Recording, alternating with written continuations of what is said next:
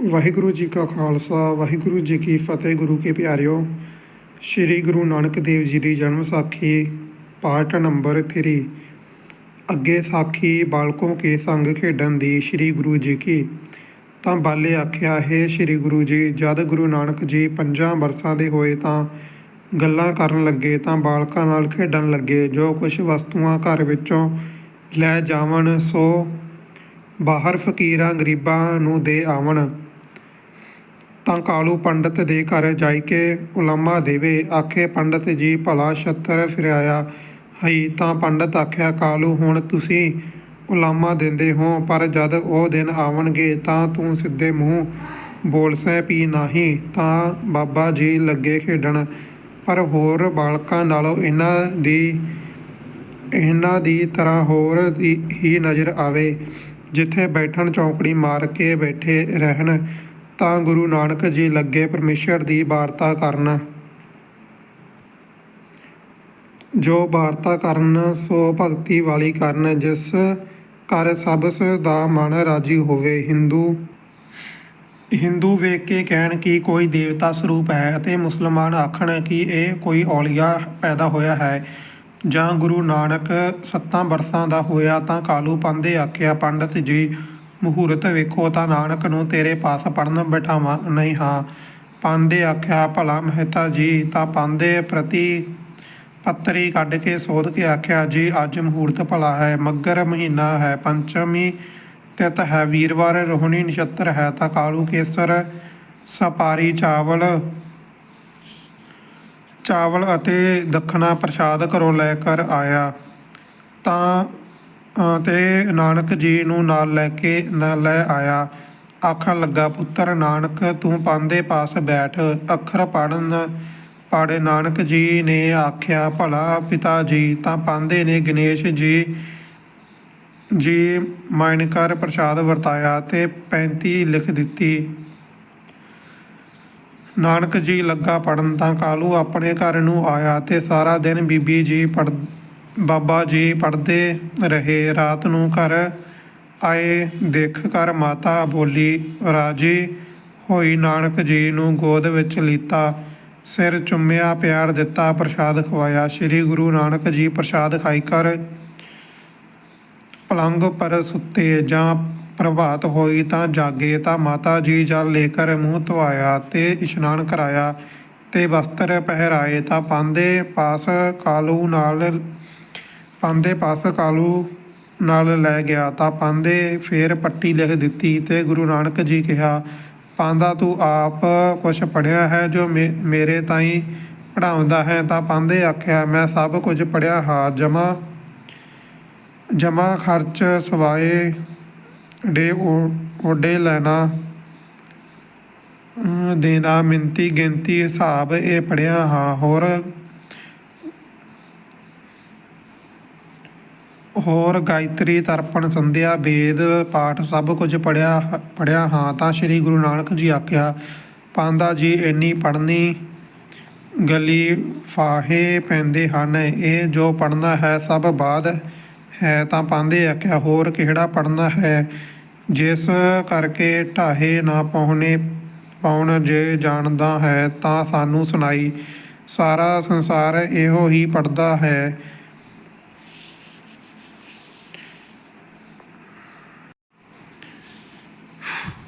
ਅੱਗੇ ਸੰਮਤ 1533 ਮੱਘਰ ਸੁਦੀ 7ਵੀਂ ਨੂੰ ਸ਼੍ਰੀ ਗੁਰੂ ਨਾਨਕ ਜੀ ਪਾਂਧੇ ਗੋਪਾਲ ਪ੍ਰਤੀ ਸ਼ਬਦ ਸੁਣਾਇਆ। ਸ਼੍ਰੀ ਰਾਗ ਮਹੱਲਾ ਪਹਿਲਾ। ਜਲ ਮੋਹ ਕਸ ਮੁਸ ਕਰ ਮਤ ਕਾਗਦ ਕਰ ਸਾਰ, ਭਾਉ ਕਲਮ ਕਰ ਚਿੱਤ ਲਿਖਾਰੀ, ਗੁਰ ਪੂਛ ਲਿਖ ਵਿਚਾਰ।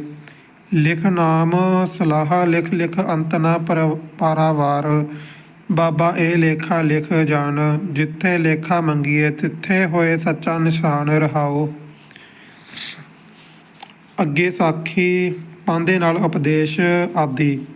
ਤਾਂ ਬਾਬੇ ਨਾਨਕ ਜੀ ਆਖਿਆ, ਪਾਂਧਾ ਜੀ ਹੋਰ ਪੜ੍ਹਨਾ ਸੁਣਨਾ ਸਭ ਬਾਅਦ ਹੈ, ਪੜ੍ਹਨਾ ਇਹ ਸਾਰ ਹੈ। ਇਹ ਜੋ ਸੰਸਾਰਕਾ ਪੜ੍ਹਨਾ ਹੈ, ਐਸਾ ਜੋ ਮਸ ਦੀਵੇ ਦੀ ਕਾਗਤ ਸੁਣੀ ਕਾ ਕਲਮ ਕਾਨੇ ਕੀ ਮਨ ਲਿਖਨ ਹਾਰ। ਲਿਖਿਆ ਸੋ ਕਿਆ ਲਿਖਿਆ, ਮਾਇਆ ਕਾ ਜੰਜਾਲ। ਲਿਖਿਆ ਜਿਸ ਲਿਖਣੇ ਕਰ ਇਸ ਨੂੰ ਬੰਧਨ ਪੈਂਦੇ ਹਨ, ਅਰ ਵਿਕਾਰ ਉਪਜਦੇ ਹਨ। ਅਰ ਉਹ ਜੋ ਸੱਚ ਕਾ ਲਿਖਣਾ ਹੈ ਸੋ ਐਸਾ ਹੈ ਜੋ ਮਾਇਆ का मोह जाल कर मास करिए। इसके अंत जो भाव प्रीत है सो कलम करिए। निर्मल जो रत है शुद्ध विचार वाली सो कागत करिए। संतां गुरां नूं पुछ के विचार कर लिखिए। क्या लिखिए? परमेश्वर का नाम लिखिए, भगवंत की उपमा लिखिए। जिस लिखने कर सब विकार मिट जान, अर तन मन सुखी होए। उस भगवंत का पारावार नहीं पाया जाता। परमेश्वर ਦੇ ਗੁਣ ਬੇਅੰਤ ਹਨ। ਸੋ ਪਾਂਦਾ ਜੀ ਇਹ ਸਾਨੂੰ ਸਭ ਪੜ੍ਹਨਾ ਅੱਛਾ ਹੈ। ਜੋ ਤੁਸੀਂ ਪੜ੍ਹਾਇਆ ਹੈ ਤਾਂ ਮੈਨੂੰ ਪੜ੍ਹਾਓ, ਨਹੀਂ ਤਾਂ ਨਾ ਪੜ੍ਹਾਓ। ਸੁਣੋ ਪਾਂਦਾ ਜੀ, ਜਹਾਂ ਇਹ ਤੇਰਾ ਜੀਓ जावेगा परलोक विखे, तहाँ ये पढ़ना परमेश्वर के नाम का जस तेरे हथ में निशान होवेगा, ता तेरे नज़दीक जमदूत ना आवेगा। ਤਾਂ ਪਾਂਦੇ ਕਹਿਆ, ਨਾਨਕ ਜੀ ਇਹ ਬਾਤਾਂ ਤੈਂ ਕਿੱਥੋਂ ਸੁਣੀਆਂ ਹਨ? ਤੂੰ ਤਾਂ ਬਾਲਕ ਹੈ ਅਤੇ ਪੜ੍ਹਨੇ ਆਇਆ ਹੈ। ਨਾਨਕ ਜੀ ਜੋ ਪਰਮੇਸ਼ਰ ਕਾ ਨਾਮ ਜਪਦੇ ਹਨ ਉਹਨਾਂ ਕੋ ਕਿਆ ਫਲ ਪ੍ਰਾਪਤ ਹੋਤਾ ਹੈ? ਤਾਂ ਸ਼੍ਰੀ ਗੁਰੂ ਨਾਨਕ ਜੀ ਦੂਜੀ ਪੌੜੀ ਆਖੀ। ਜਿੱਥੇ ਮਿਲਣ ਵਡਿਆਈਆਂ ਸਦ ਖੁਸ਼ੀਆਂ ਸਦ ਚਾਓ, ਤਿੰਨਾ ਮੁਖ ਟਿੱਕੇ ਨਿਕਲਿਆ ਜਿਸ ਮਨ ਸੱਚਾ ਨਾਉ। ਕਰਮ ਮਿਲੇ ਤਾਂ ਪਾਈਏ, ਨਾਹੀ ਗਲਵਾਓ ਦੁਆਓ। ਗੁਰੂ ਨਾਨਕ ਜੀ ਆਖਿਆ, ਪਾਂਦਾ ਜੀ ਜਹਾਂ ਇਹ ਜੀ ਜਾਵੇਗਾ ਤਹਾਂ ਪਰਮੇਸ਼ਰ ਕੇ ਨਾਮ ਜਪਣੇ ਕਾ ਤੇਰੇ ਪਾਸ ਪੁੰਨ ਹੋਵੇਗਾ, ਤਹਾਂ ਤੇਰਾ ਆਦਰ ਹੋਵੇਗਾ, ਸਦਾ ਖੁਸ਼ੀਆਂ ਹੋਣਗੀਆਂ, ਵੱਡਾ ਆਨੰਦ ਹੋਵੇਗਾ, ਵੱਡੇ ਮੰਗਲ ਹੋਣਗੇ, ਸਰਬ ਸੁੱਖ ਸਰਬ ਨਿਧਾਨ ਪ੍ਰਾਪਤ ਹੋਣਗੇ। ਜਿੰਨਾ ਮਨ ਕਰ ਪਰਮੇਸ਼ਰ ਕਾ ਨਾਮ ਸਿਮਰਿਆ ਹੈ ਤਿਸ ਕਾ ਦਰਗਹ ਮੇਂ ਵੱਡਾ ਪ੍ਰਤਾਪ ਹੋਵੇਗਾ। ਅਰ ਗੱਲਾਂ ਕਰਕੇ ਪਰਮੇਸ਼ਰ ਨਹੀਂ ਪਾਈਦਾ। ਜਦ ਪਰਮੇਸ਼ਰ ਦੀ ਕਿਰਪਾ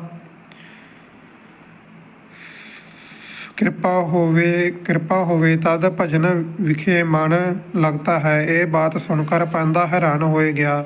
ਫਿਰ ਪਾਂਦੇ ਕਹਿਆ, ਹੇ ਨਾਨਕ ਜੀ, ਇੱਕ ਪਰਮੇਸ਼ਰ ਕਾ ਨਾਮ ਲੈਂਦੇ ਹਨ, ਤਿੰਨਾਂ ਕੋ ਕੋਈ ਜਾਣਤਾ ਨਹੀਂ।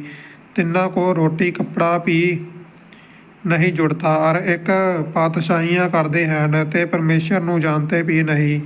ਦੇਖਾ ਕੌਣ ਹਵਾਲ ਉਨਕਾ ਹੋਵੇਗਾ ਜੋ ਪਾਤਸ਼ਾਹੀ ਕਰਦੇ ਹਨ ਤੇ ਪਰਮੇਸ਼ਰ ਪਾਸੋਂ ਡਰਦੇ ਨਹੀਂ। ਉਨਕਾ ਬਿਰਤਾਂਤ ਕਹੋ ਜੀ। ਤਾਂ ਸ਼੍ਰੀ ਗੁਰੂ ਨਾਨਕ ਜੀ ਤੀਜੀ ਪੌੜੀ ਆਖੀ। ਇੱਕ ਆਹਵੇ ਇੱਕ ਜਾਹੇ, ਉੱਠ ਰੱਖੀ ਹੈ ਨਾਮ ਸਲਾਰ। ਇੱਕ ਉਪਾਏ ਮੰਗਤੇ, ਇੱਕ ਨਾ ਵੱਡੇ ਦਰਬਾਰ। ਅੱਗੇ ਗਿਆ ਜਾਣੀਏ, ਵਿਣ ਨਾਵੇਂ ਵੇਕਾਰ। ਤਾਂ ਸ਼੍ਰੀ ਗੁਰੂ ਨਾਨਕ ਜੀ ਆਖਿਆ, ਸੁਣੋ ਪਾਂਦਾ ਜੀ, ਇੱਕ ਆਉਂਦੇ ਹਨ, ਇੱਕ ਜਾਂਦੇ ਹਨ, ਇੱਕ ਸਾਹ ਹਨ, ਇੱਕ ਪਾਤਸ਼ਾਹ ਹਨ। ਇੱਕ ਉਹਨਾਂ ਦੇ ਦਰਵਾਜ਼ੇ ਉੱਪਰ ਭਿੱਖਿਆ ਮੰਗ ਖਾਂਦੇ ਹਨ। ਪਾਂਦਾ ਜੀ, ਜੋ ਇਹਾਂ ਪਾਤਸ਼ਾਹੀਆਂ ਕਰਦੇ ਹਨ ਅਰ ਸੁੱਖ ਭੋਗਦੇ ਹਨ ਅਰ ਪਰਮੇਸ਼ਰ ਨਹੀਂ ਜਪਤੇ, ਤਿਨਕਾ ਅੱਗੇ ਐਸਾ ਹਾਲ ਹੋਵੇਗਾ ਜੈਸੀ ਸਜਾਏ ਤਿੰਨਾਂ को मिलेगी। जैसे दानिया को चक्की देती है, जैसे तेली तिला को देता है, जैसे दुध मधानी मथ कर देती है, और जैसे कपड़े को धोबी देता है। सो पांदा जी, उनको ऐसी सज़ा मिलेगी। ते ਜਿਹੜੇ ਇੱਥੇ ਪਰਮੇਸ਼ਰ ਜਪਦੇ ਹਨ ਤੇ ਮੰਗ ਖਾਂਦੇ ਹਨ ਉਹਨਾਂ ਕੋ ਦਰਗਾਹ ਪਰਮੇਸ਼ਰ ਦੀ ਵਿੱਚ ਵੱਡੀਆਂ ਵਡਿਆਈਆਂ ਮਿਲਣਗੀਆਂ, ਵੱਡਾ ਮਾਣ ਹੋਵੇਗਾ, ਧਰਮ ਰਾਏ ਉਨਕਾ ਆਦਰ ਕਰੇਗਾ। ਇਹ ਬਾਤਾਂ ਸੁਣकर ਪਾਂਦਾ ਹੈਰਾਨ ਹੋਏ ਗਿਆ। ਫਿਰ ਪਾਂਦੇ ਆਖਿਆ, ਹੈ ਨਾਨਕ, ਤੂੰ ਕੋਈ ਵੱਡੀਆਂ ਭਗਤੀ ਵਾਲੀਆਂ ਵਾਰਤਾਂ ਕਰਦਾ ਹੈ। ਅਜੇ ਤਾਂ ਤੂੰ ਬਾਲਕ ਹੈ। ਕੁਛ ਮਾਤਾ ਪਿਤਾ ਕੁਟੁੰਬ ਕਾ ਸੁੱਖ ਦੇਖ। ਅਜੇ ਤੇਰੀ ਕਿੱਥੇ ਉੜੀ ਹੈ? ਅਜੇ ਤੂੰ ਗ੍ਰਸਤ ਕਰਨਾ ਹੈ। ਐਸੀਆਂ ਵਾਰਤਾਂ ਕਰਦਾ ਹੈ। ਤਾਂ ਸ਼੍ਰੀ ਗੁਰੂ ਨਾਨਕ ਜੀ ਨੇ ਚੌਥੀ ਪੌੜੀ ਆਖੀ। ਭੈ ਤੇਰੇ ਡਰ ਅਗਲਾ, ਖਪ ਵਿਸ਼ੇ ਦੇਹ। ਨਾਮ ਜਿੰਨਾ ਸੁਲਤਾਨ ਖਾਨ ਹੁੰਦੇ। विण साबण उजलिया जमर राजे के हेरू आए माया के संगल बांध लाया। कंका आखदा है कलंक रूपी कालख ਨੂੰ ਮਲ ਮਲ ਧੋਵੋ ਤੋ ਵੀ ਉਜਲ ਨਹੀਂ ਹੁੰਦੇ। ਜਿਸ ਸਮੇਂ ਚਿੱਟੇ ਕੇਸ ਆਉਂਦੇ ਹਨ ਸਾਬਣ ਤੋਂ ਬਿਨਾਂ ਉਜਲ ਹੋ ਜਾਂਦੇ ਹਨ। ਪਹਿਲਾਂ ਥੋੜ੍ਹੇ ਜਿਹੇ ਕੇਸ ਕੰਨ ਉੱਪਰ ਚਿੱਟੇ ਆਉਂਦੇ ਹਨ ਮਾਨੋ ਜਮਰਾਜੇ ਦੇ ਹੇਰੂ ਹਨ। ਉਹ ਮਨੁੱਖਾਂ ਦੇ ਕੰਨਾਂ ਵਿੱਚ ਆਖਦੇ ਹਨ ਜੈਸੀ ਖੇਤੀ ਪੱਕੀ ਹੋਈ ਭੂਰੀ ਹੋ ਜਾਂਦੀ ਹੈ ਤੈਸੇ ਅਬ ਤੋਂ ਜਵਾਨੀ ਬੀਤ ਹੋ ਗਈ ਹੈ। ਹੁਣ ਤੂੰ ਨਾਮ ਜਪੇਂਗਾ ਸੰਤਾਂ ਦਾ ਸੰਗ ਕਰੇਂਗਾ ਤਾਂ ਤੇਰਾ ਮੁਖ ਉਜਲ ਹੋਵੇਗਾ। ਪਿਛਲੇ ਪਾਪ ਤੇਰੇ ਧੋਤੇ ਖਾਵਣਗੇ ਅਤੇ ਜੇ ਹੁਣ ਵੀ ਤ੍ਰਿਸ਼ਨਾ ਕਰਦਾ ਰਹੇਗਾ ਤਾਂ ਜਮ ਤੈਨੂੰ ਸੰਗਲ ਪਾਈ ਕਰ ਲੈ ਜਾਵਣਗੇ ਅਤੇ ਫਿਰ ਇਸ ਵੇਲੇ ਨੂੰ ਪੁੱਛੋਂ ਪਛਤਾਵੇਂਗਾ। ਖਪੇ ਖੁੰਦਕਾਰ ਸਾਹ ਆਲਮ ਕਰ ਖਰੀਦਿਆ ਜਿਨ ਖਰਚ ਦਿਆ ਬੰਧਨ ਜਾ ਕੇ ਸਭ ਜਗ ਬੰਦਿਆ। ਅਵਰੀ ਕਾ ਨਹੀਂ ਹੁਕਮ ਪਾਇਆ ਖਪੇ ਅੱਖਰ ਕਹਿਆ। ਸੰਪੂਰਨ ਸੰਸਾਰ ਦਾ ਮਾਲਕ ਸ਼੍ਰੀ ਵਾਹਿਗੁਰੂ ਹੈ ਜਿਨ੍ਹਾਂ ਦੇ ਨਾਮ ਰੂਪੀ ਧਨ ਦੇ ਕਰ ਸਾਰੇ ਜਗਤ ਨੂੰ ਮੂਲ ਲੀਤਾ ਹੈ। ਸੋ ਪ੍ਰਾਣੀ ਤਿੰਨਾਂ ਗੁਰਾਂ ਸਤਿਗੁਰੂ ਦੇ ਗਿਆਨ ਦੇ ਬੰਧਨ ਵਿੱਚ ਬੰਦੇ ਹਨ। ਤਿੰਨਾਂ ਨੂੰ ਧਰਮਰਾਏ ਦੇ ਬੰਧਨ ਨਹੀਂ ਪਾਉਂਦੇ। ਉਹਨਾਂ ਦੇ ਗਿਆਨ ਤੇ ਬੰਧਨ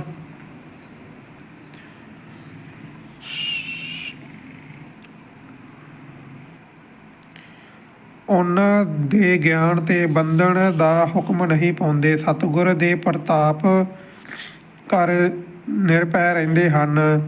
ਗੱਗੇ ਗੋਏ ਗਾਏ ਜਿੱਠ ਛੋਡੀ ਗਲ ਗੋਬਿੰਦ ਗਰਭ ਭਇਆ।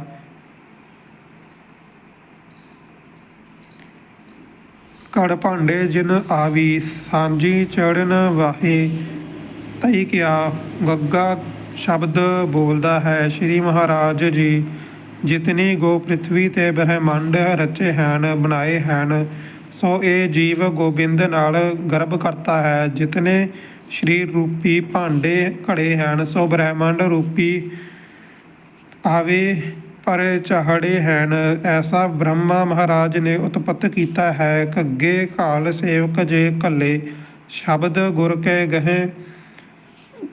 ਗੁਰ ਕੇ ਲਾਗੇ ਰਹੇ। ਬੁਰਾ ਭਲਾ ਜੇ ਸਮਕਰ ਜਾਣੇ ਇਨ੍ਹਾਂ ਵਿਦ ਸਾਹਿਬ ਰਹਿਮਤ ਰਹੇ। ਘੱਗਾ ਆਖਦਾ ਹੈ ਜਿਨ੍ਹਾਂ ਜੀਵਾਂ ਸਤਿਗੁਰ ਦੇ ਸ਼ਬਦ ਦਾ ਸਿਮਰਨ ਕੀਤਾ ਹੈ ਸੰਤੋਖ ਸੇਵਾ ਟਹਿਲ ਇਹ ਘਾਲ ਘਾਲੀ ਹੈ। ਗੁਰਾਂ ਦੇ ਸ਼ਬਦ ਨਾਲ ਲੱਗ ਰਹੋ ਹਨ ਜਿਨ੍ਹਾਂ ਨੇ ਦੁੱਖ ਸੁੱਖ ਨੂੰ ਸਮਾਨ ਕਰ ਜਾਤਾ ਹੈ ਸੋ ਇਹ ਪ੍ਰਕਾਰ ਸਾਹਿਬ ਨੂੰ ਪ੍ਰਾਪਤ ਹੋਏ ਹਨ। ਚੱਚੇ ਚਾਰ ਵੇਦ ਜਿਨ ਸਾਜੇ ਚਾਰੇ ਖਾਣੀ ਚਾਰ ਜੁਗ ਜੁਗ ਜੋਗੀ ਖਾਣੀ। ਭੋਗੀ ਪੜਿਆ ਪੰਡਿਤ ਆਪ ਥੀਆ। ਚੱਚਾ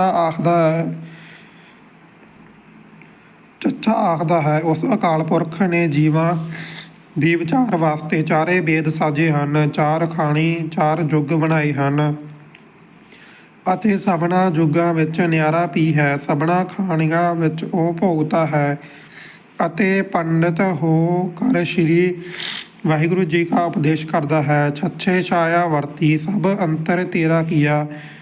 ਭਰਮ ਹੁਆ ਭਰਮ ਉਪਾਏ ਭੁਲਾਇਣ ਆਪੇ ਤੇਰਾ ਕਰਮ ਹੁਆ।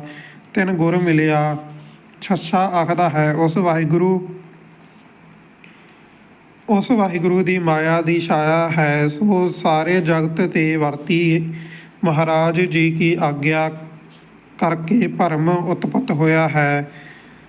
ਭਰਮ ਨੇ ਭੁਲਾਇਆ ਹੈ ਜਿਸ ਨੂੰ ਈਸ਼ਵਰ ਦੀ ਕਿਰਪਾ ਹੋਈ ਹੈ। ਤਿਨਸ ਨੂੰ ਸਤਿਗੁਰ ਮਿਲਿਆ ਹੈ। ਜੱਜੇ ਜਾਨ ਮੰਗਤ ਜਨ ਜੱਜ 184 ਭੀਖ ਭਵਿਆ। ਏਕੋ ਦੇਵੇ ਏਕੋ ਲਵੇ ਅਵਰ ਨਮ ਨਾ ਦੂਜਾ ਮੈਂ ਸੁਣਿਆ। ਜੱਜਾ ਸ਼ਬਦ ਬੋਲਦਾ ਹੈ ਜਿਤਨੇ ਦਾਨ ਜਾਂਚਕ ਜਾਂਚੇ ਹਨ 84 ਲੱਖ ਜੂਨਾਂ ਵਿੱਚੋਂ ਸਾਡੀ ਰੱਖਿਆ ਕਰੋ। ਏਕੋ ਤੂੰ ਹੀ ਹੈ ਪਰਮੇਸ਼ਰ ਬਿਨਾ ਦੇਵਣੇ ਲੇਵਣੇ ਵਾਲਾ ਜੋ ਹੋਰ ਦੂਸਰਾ ਕੋਈ ਨਹੀਂ। ਝੱਜੇ ਝੁਰ ਮਰਹੋ ਕੀਆ ਪ੍ਰਾਨੀ ਜੋ ਕੁਛ ਦੇਣਾ ਸੋ ਦੇ ਰਹਿਆ। ਦੱਦੇ ਵੇਖੇ ਹੁਕਮ ਚਲਾਏ ਜਿਉ ਜੀਆਂ ਕਾ ਰਿਜ਼ਕ ਪਾਇਆ।